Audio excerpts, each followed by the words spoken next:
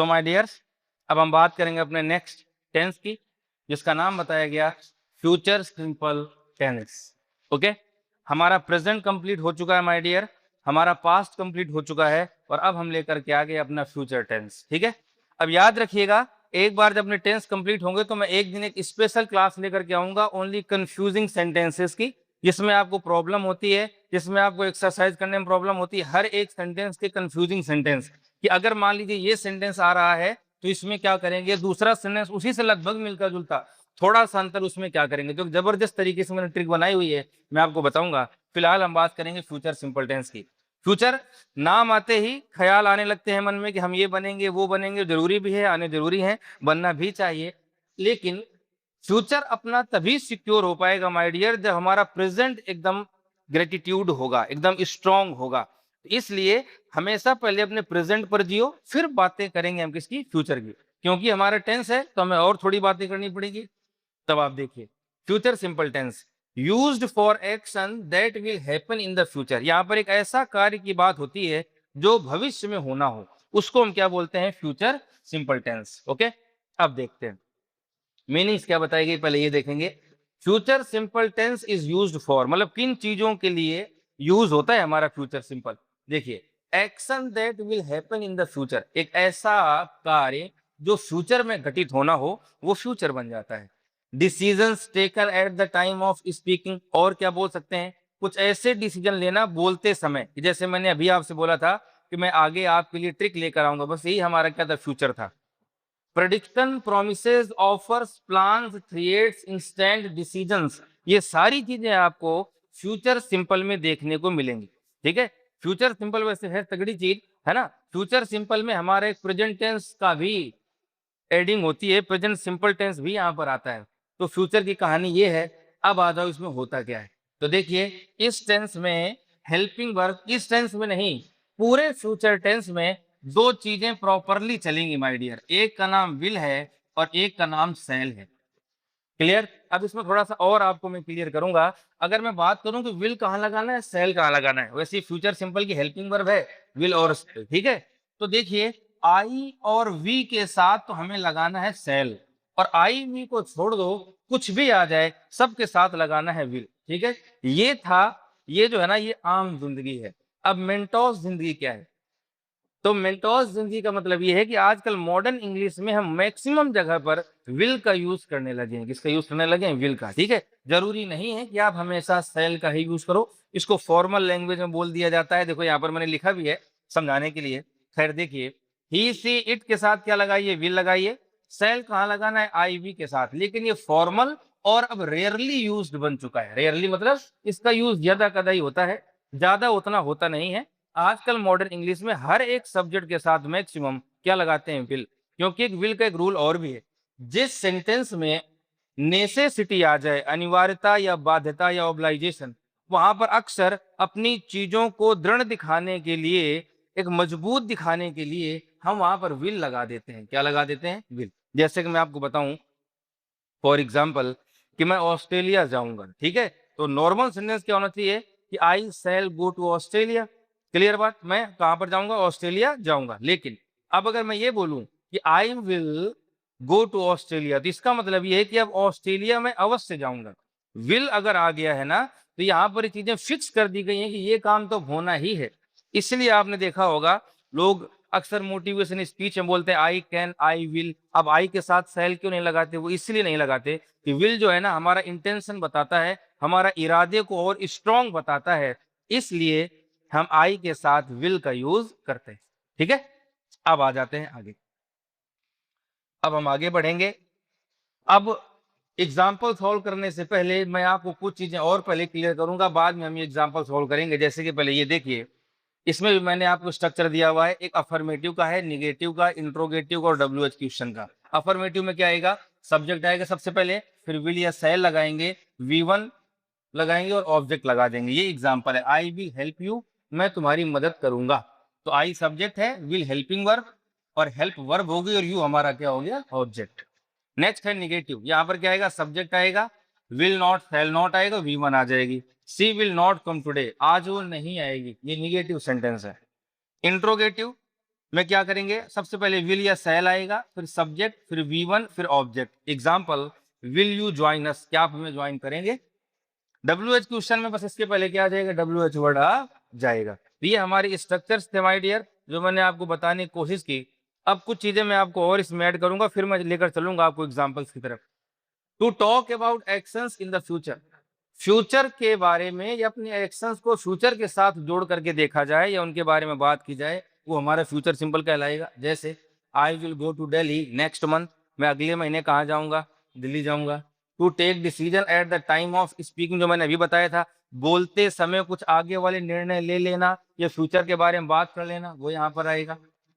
To make, जैसे example है, I will help you right now, जैसे कि मैं तुम्हारी अभी मदद करूंगा, तो ये आप किसी से कह रहे हो, कहते समय आपने उसे भविष्य की बात कर दी, ये हमारा वो कहलाएगा। To make promises offers, promise करना, ऑफर्स देना, I will always support you, मैं हमेशा तुम्हारा सपोर्ट करूंगा जैसे आप लोग करते हो मेरा। टू गिव वार्निंग्स, थ्रेट्स, किसी को वार्निंग देना, थ्रेट देना, ये भी काम फ्यूचर का है। जैसे I will not spare you. To make prediction, prediction करना, इट विल रेन टुमारो, ठीक है। टू टॉक अबाउट प्लान्स, अपने प्लान्स के बारे में बात करना, इंटेंशंस के बारे में बात करना, ये सारी चीजें जो है कहां पर आती हैं, फ्यूचर सिंपल में। We will meet next Sunday, अब देखो यहाँ पर वी के साथ क्या आया हुआ, विल आया हुआ, ये प्लान्स इंटेंशन मैंने ही बताया था, जब हमारा इंटेंशन मजबूत होगा तो वहां पर आई और वी के साथ क्या लगा दिया जाता है, विल। ओके, अब बारी हमारी आएगी एडवर्ब्स की। देखिए, पास्ट, प्रेजेंट और future, action will happen in the future, action तो फ्यूचर में होगा। It is used for action that will happen after now, ये उन एक्शन की बात करता है जो बोलने के बाद लागू होंगे, मतलब फ्यूचर में चले जाएंगे, वहां पर फ्यूचर आएगा।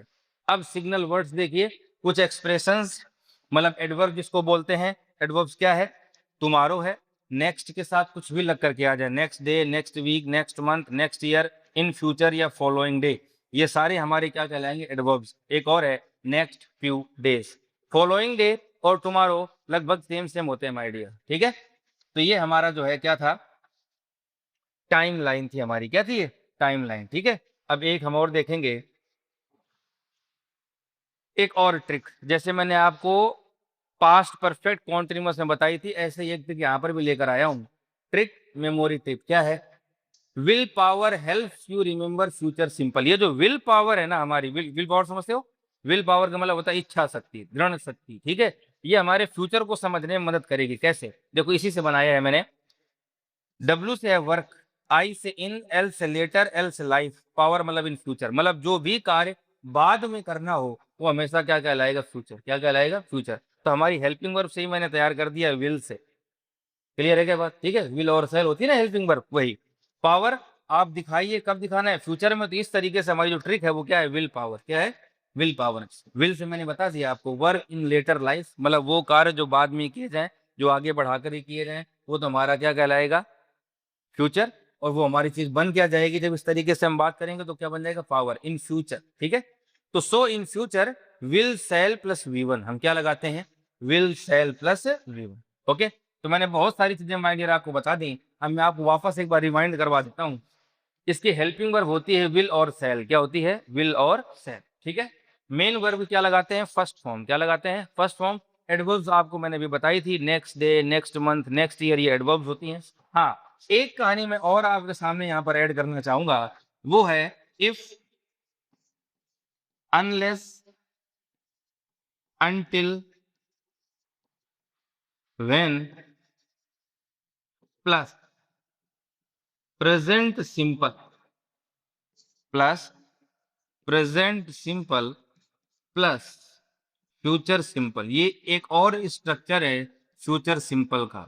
मतलब कहने का ये है कि अगर सेंटेंस में कोई शर्त व्यक्त की गई हो, तब इस तरह की कंडीशंस आती है, मतलब इनमें से कोई एक वर्ड आ सकता है, तो फिर एक आंसर अगर प्रेजेंट सिंपल में है तो दूसरे का आंसर हमेशा फ्यूचर सिंपल में आएगा, ये बात ध्यान रखिएगा। अगर इनमें से कोई एक वर्ड आ जाए, एक आंसर फ्यूचर सिंपल में है तो दूसरा आंसर प्रेजेंट सिंपल में होगा।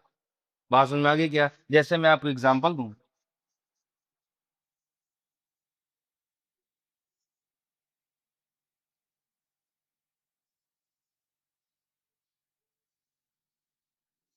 ये हमारे सामने लिखा हुआ है, एक example, you believe it if you see it. याद रखिए, यू बिलीव, बिलीव क्या होती है माय डियर, V1, और यहाँ पर देखिए क्या आ गया है, इफ।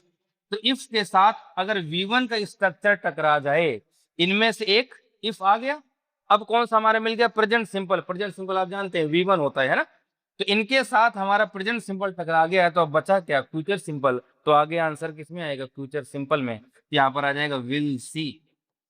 इस रूल की बात कर रहा हूं मैं, मतलब इनमें से कोई एक शब्द आया हो सेंटेंस में, फिर उसके बाद अगर प्रेजेंट सिंपल आया है, वर्ब मतलब प्रेजेंट सिंपल की आई है, तो अगला आंसर फ्यूचर सिंपल में आएगा। क्लियर। दूसरी चीज, इनमें से कोई एक वर्ड आ जाए, एक आंसर मतलब फ्यूचर सिंपल में आया, विल सेल प्लस V1 लिखा हो तो फ्यूचर सिंपल हो गया, फिर अगली अगर फिल इन द ब्लैंक्स है तो वहां पर आंसर प्रेजेंट सिंपल का आएगा। आगे मैंने एग्जांपल एक ऐड किया हुआ है, आपको बताऊंगा।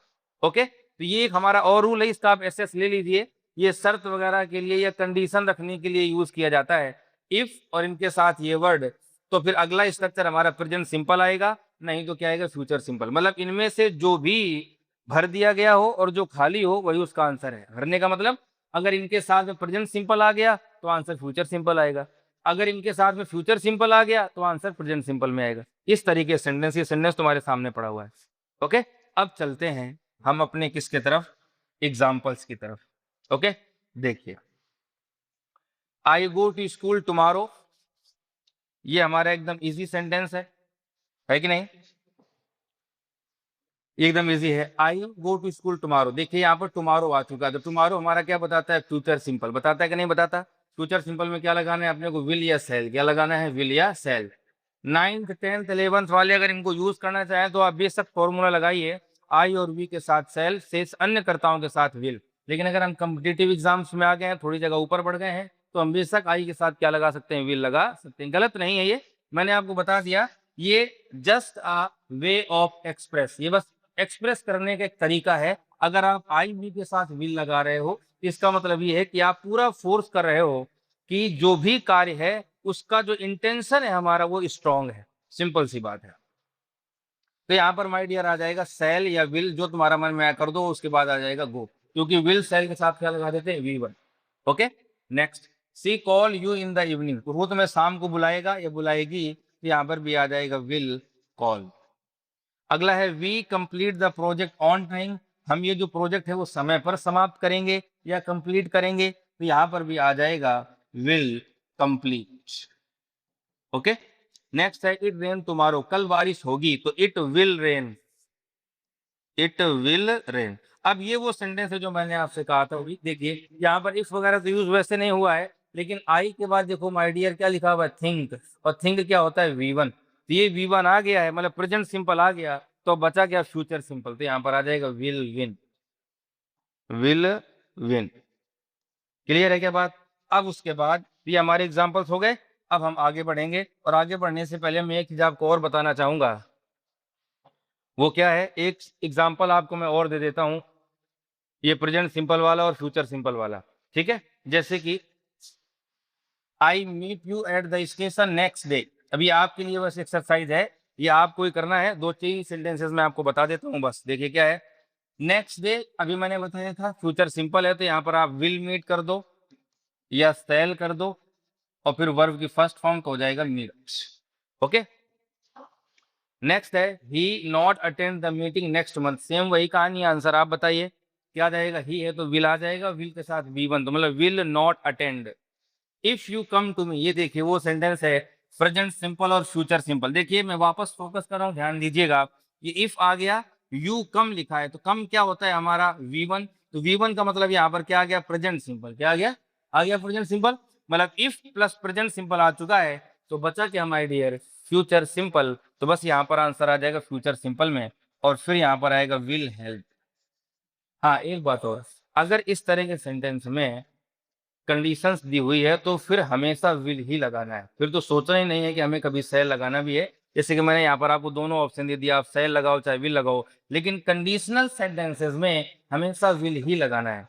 ठीक है, आगे the plumber come here at 10 AM tomorrow, tomorrow future simple बताता है, तो विल सेल और V1 लगा दीजिए।